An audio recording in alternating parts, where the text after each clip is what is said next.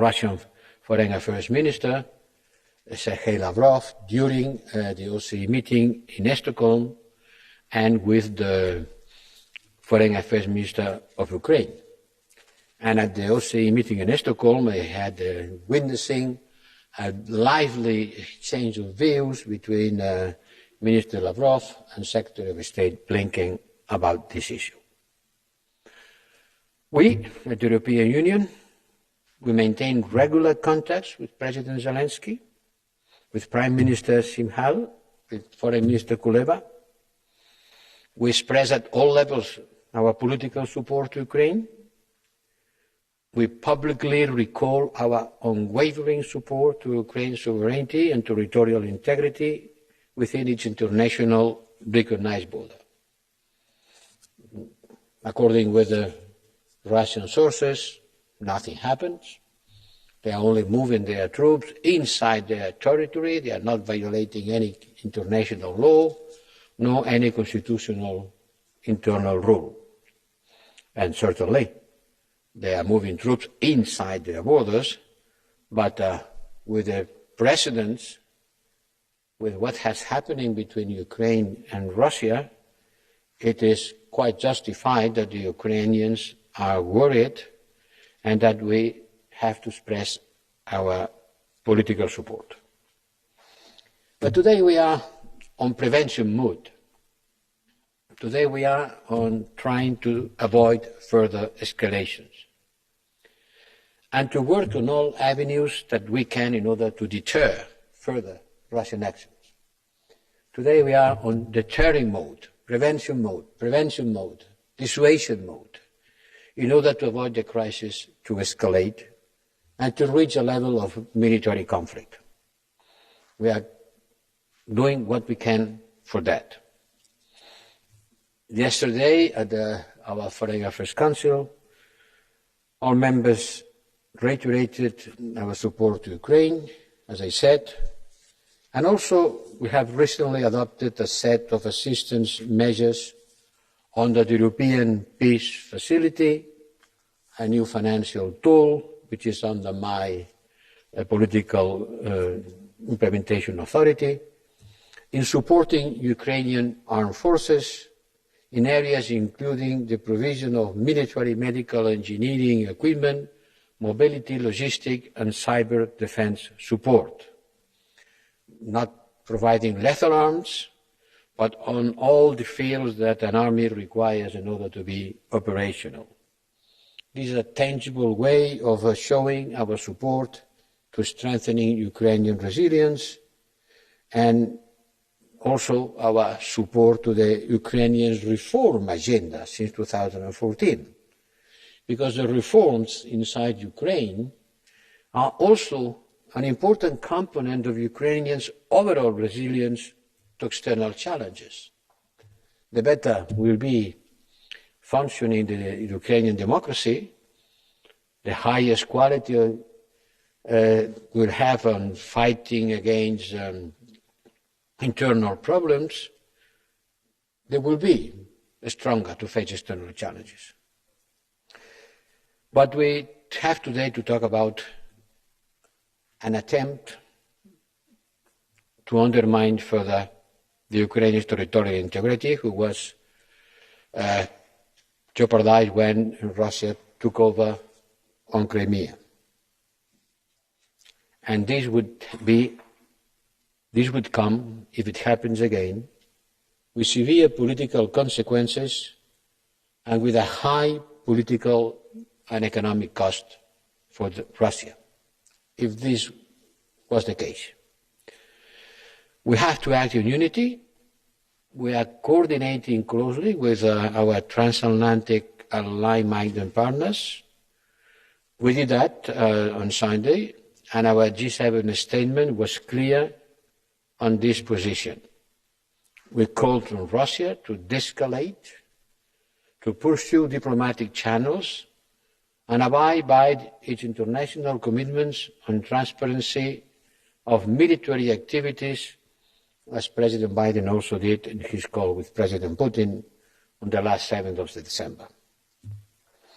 In the meantime, As I said, we are on the deterrent, dissuasion, prevention mode, and we will continue to do a full diplomatic outreach.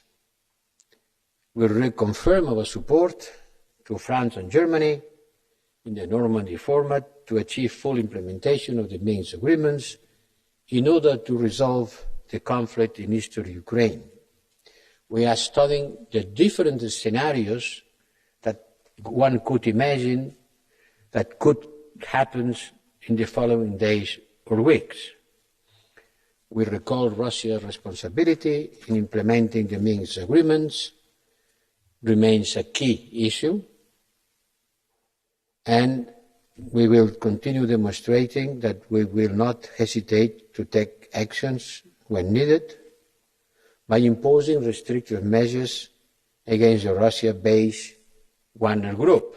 I want to raise your attention to the fact that these restrictive measures have already been taken and the Council approved yesterday. I know that for the Russian authorities, Wagner Group is a private company, as private as the one that could produce sweets. But in any case, we consider that we have to show our strong determination to stand up for our interests and values in our neighborhood and beyond. Honourable members, Ukraine has the right to make its own foreign and security policy choices. It's an independent and sovereign country, and it has the right to make its own foreign and security policy choices. And we respect fully these choices. Since the starting point of the conflict, almost 8 years ago, we have been steadfast by the Ukrainian side. Furthermore, the Ukrainians' diplomatic efforts to keep the illegal annexation of Crimea high on the international agenda, including through the launch of this international Crimean platform, are welcome and will be supported. And tomorrow, at the meeting of the Eastern Partnership Summit, we will have another occasion to stress that there is room for enhanced cooperation between the EU and these countries, as well as for gradual convergence in the area of foreign and security policy, in line with partners' commitments with the EU. I think that strengthening our partners' strategic communication capabilities will also be an important element of building resilience, including the fight against disinformation and information manipulation. And there is a lot of it, as you very well know. So by the time being, once again, we are expecting the best and preparing for the worst. And should the occasion in Ukraine deteriorate, there should not be doubt that we would be ready to respond. But by the time being, we don't want to contribute to any kind of escalation. We want to be on this prevention mode. That's at the end the goal of diplomacy, the work of diplomacy, to try to study the different scenarios, to have an answer prepared for each one of them, and making clear which will be our answer for any one of them if they happen. So, if you allow me to finish with these words, expect the best and be prepared for the worst. Danke für die Mitteilung Ihrer Einschätzung. Wir kommen zu den Fraktionssprechern und ich darf mit Herrn Michael Gahler beginnen. Herr Präsident, liebe Kolleginnen und Kollegen, Herr Hoher Beauftragter, ich bin Ihnen dankbar für Ihre Ausführungen und möchte den Ernst der Lage betonen. Ja, wir sind jetzt im Abschreckungsmodus.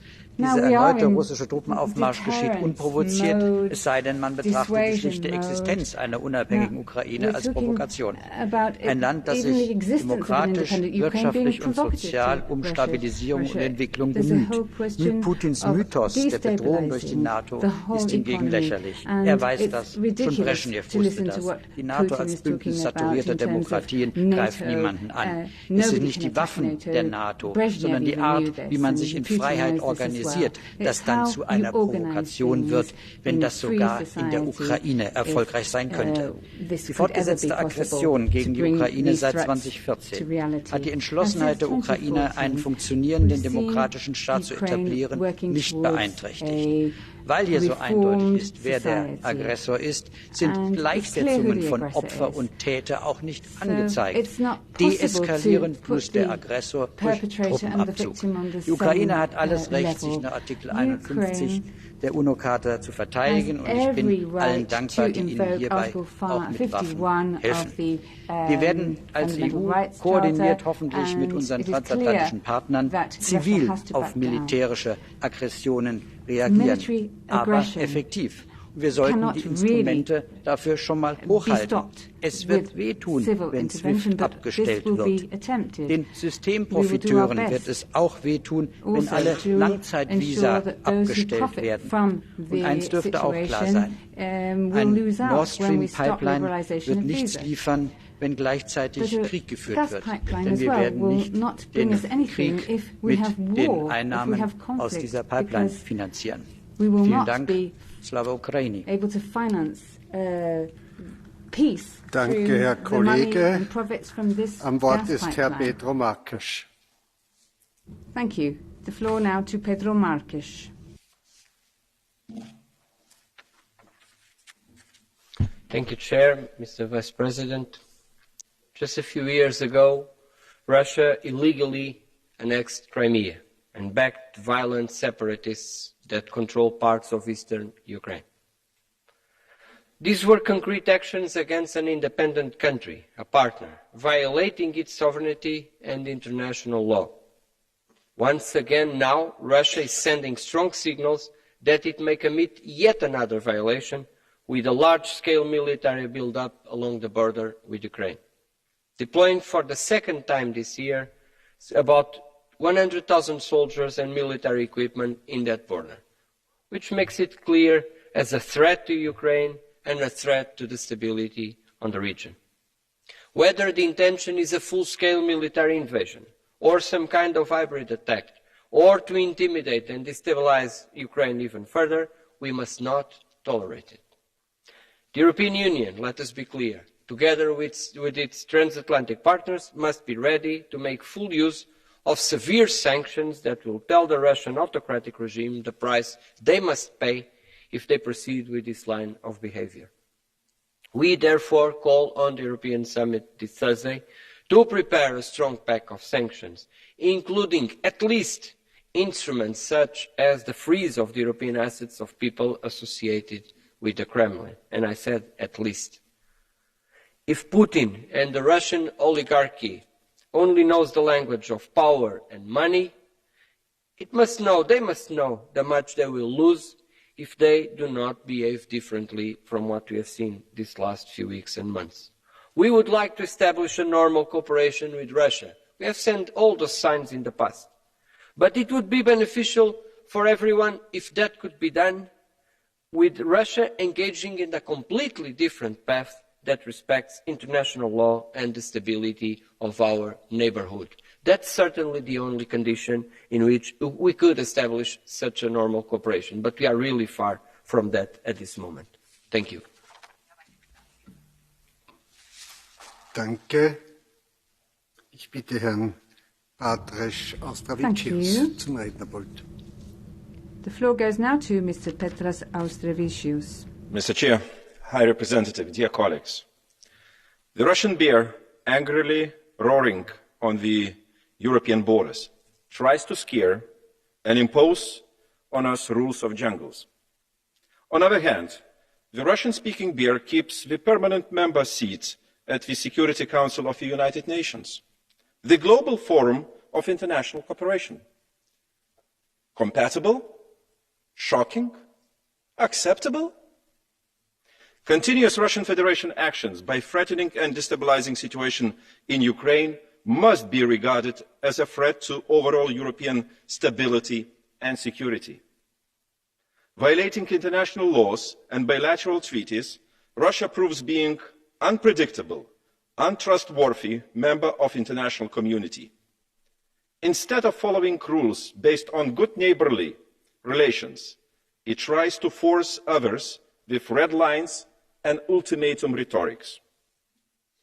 Russia's military build-up on Ukraine's borders comes at times of unsettled, assertive and globally growing authoritarianism, which disregards sovereignty and democratic choices of others. Creeping hybrid strategy, intimidation and military pressure used by Russia presents a real threat to Ukraine's sovereignty. Today, as never before, Ukraine needs not only the EU's understanding and solidarity, but a joint, a resolute deterrence and support action. I call on the European Union to come up with timely decision on the common security and defence policy mission to Ukraine.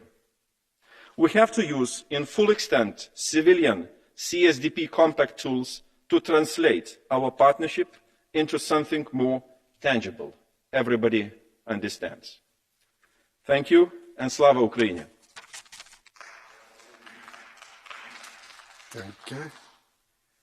Zu Wort gemeldet hat sich Frau Viola von Kramon-Taubadel. Mrs. Viola von Kramon-Taubadel has the floor. Herr Präsident, High Representative, dear colleagues, we have seen this before. A bully blackmails its weaker neighbors while the rest of the world watches. We have seen this in April. We have seen this countless times in the history of mankind. And history teaches us that appeasing a bully is a very dangerous strategy. It is immoral and counterproductive. As we speak, 100,000 Russian troops are mobilized on the Ukrainian border. The number is expected to rise dramatically. Those who know Mr. Putin know that approaching Christmas is a particularly dangerous period. That's why we need to remain vigilant and resolute. Ukraine is not targeted because it is a danger, but because its people stand up for European values, because they dare to be free, and because they want to decide their own fate. Nothing terrifies the Kremlin more than a free democratic nation on its own borders. Meanwhile, how do we react? Some still suggest that Nord Stream 2 should continue. The main export of the Kremlin is not gas, oil, arms, but chaos. One Russian ideologue has openly stated. By increasing our dependency on Russia, we betray our allies and endanger the future of this continent. It is time for our foreign policy to show teeth and speak with bullies in a language they understand, the language of tough sanctions.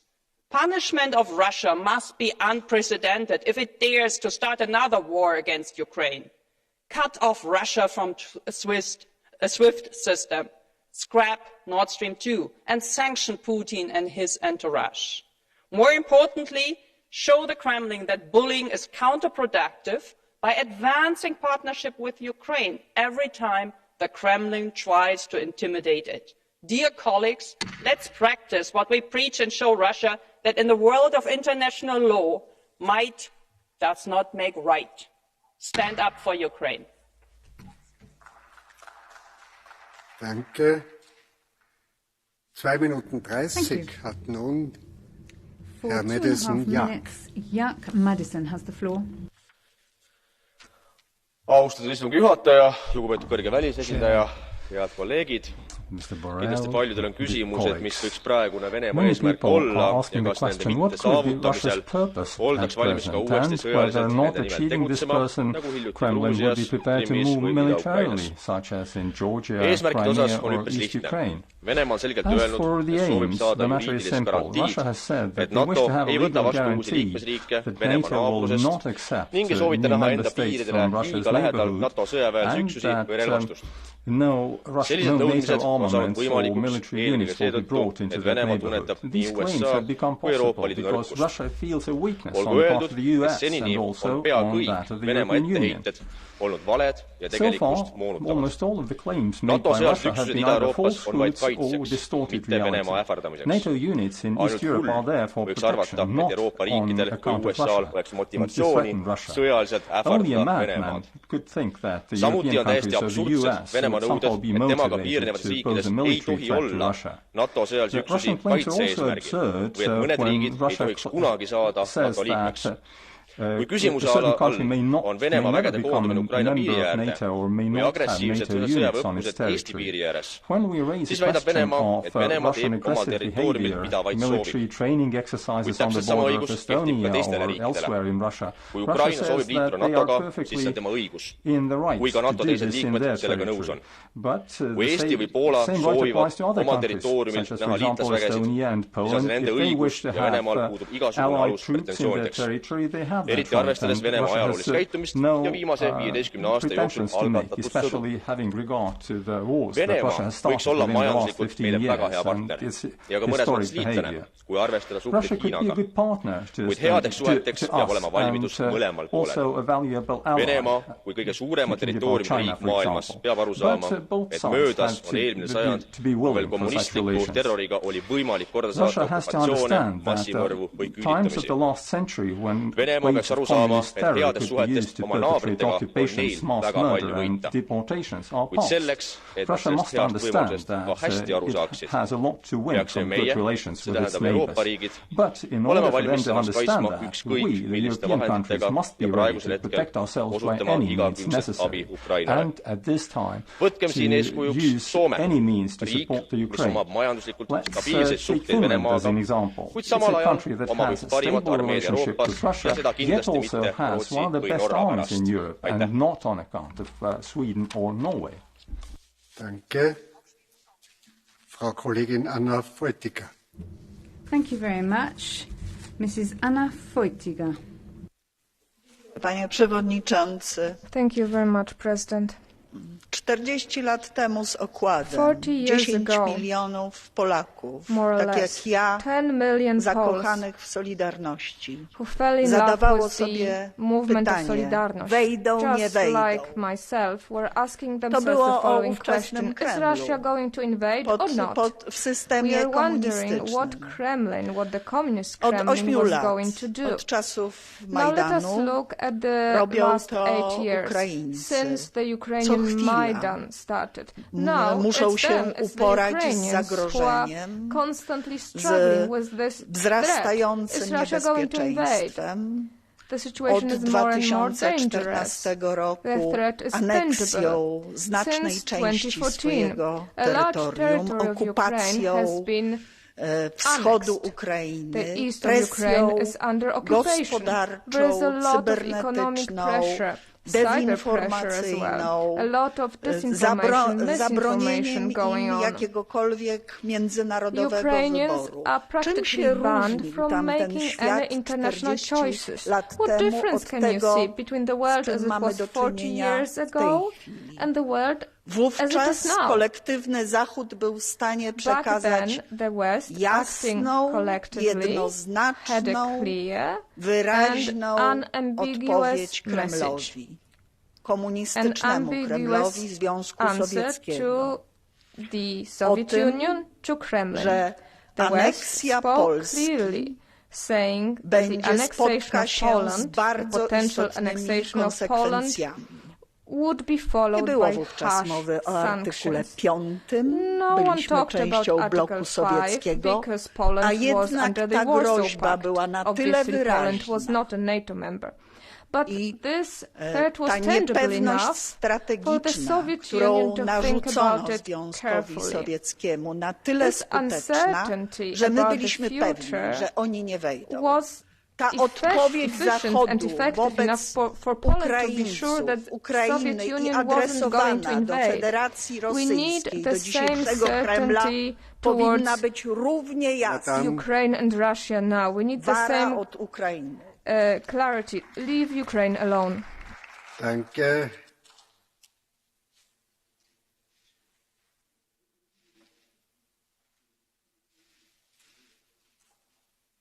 Herr Mick Wallace. Thank you. Mr. Mick Wallace has the floor. Zelensky came to power on a landslide with a mandate to end the war against the secessionists in the east, which has claimed thousands of lives and has had dire economic repercussions for millions of Ukrainians. There is, in the form of the 2015 Minsk II agreement, a framework, a pathway to achieve a lasting peace. This solution has been endorsed by the US and the UN and was negotiated between France, Germany, Ukraine and Russia, providing for autonomy for a demilitarised Donbass within Ukraine, but guaranteed by international treaty. This joint motion lays the blame for the lack of progress on Minsk exclusively at Russia's feet, but this is a fantasy.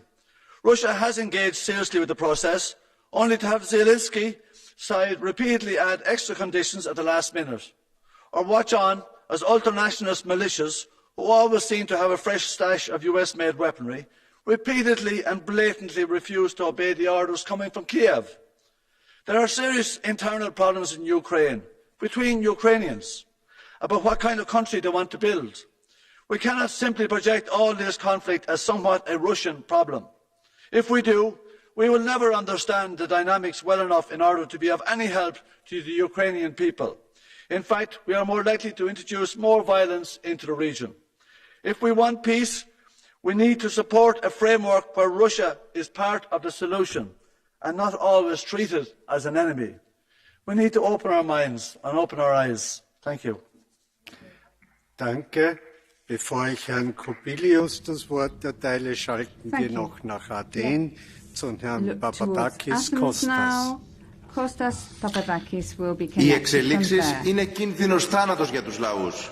Συγκέντρωση στρατιωτικών δυνάμεων των ΝΑΤΟ, Ηνωμένων Πολιτειών, Ευρωπαϊκής Ένωσης σε διάταξη σύγκρουσης και περικύκλωσης ανταγωνίστριας της Ρωσίας, πολεμικές απειλές και προειδοποιήσεις με επιδίωξη την ένταξη της Ουκρανίας στο ΝΑΤΟ και κλιμάκωση της κούρσας των εξοπλισμών, ένταση στα σύνορα Λευκορωσίας-Πολωνίας με χιλιάδες εγκλωβισμένους πρόσφυγες, θύματα των υπερελιστικών επεμβάσεων, στρατιωτικές ασκήσεις όπως η Atlantic Resolve κυριολεκτικά πρόβες πολέμου, νέα αμερικάνικη βάση στην Αλεξανδρούπολη, στρατηγικός κόμβος για την υλοποίηση των επικίνδυνων υπερελιστικών σχεδίων στην ευρύτερη περιοχή, συνέχιση της στρατηγικής σχέσης της Ευρωπαϊκής Ένωσης και των ΗΠΑ με την αστική τάξη της Τουρκίας και υποκριτικές κυρώσεις της Ευρωπαϊκής Ένωσης για το προκλητικό άνοιγμα των βαροσίων στη γραμμή διαιώνισης της κατοχής στην Κύπρο.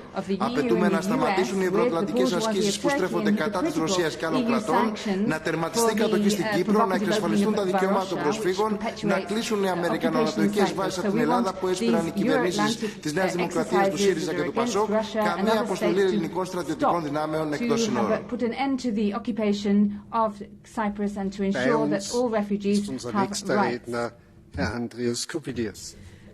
Now, Andreas Kubilius has the floor.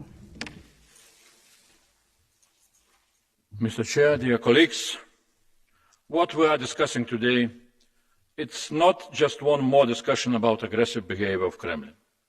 It is possible that in the future, this day will be shown as a day when geopolitical future of the European Union in the 21st century started to be designed. Putin, who started the war against Georgia in 2008 and against Ukraine in 2014, now is demanding that those countries should not take care about their security and that the West should abandon them. And here is the most important question to us.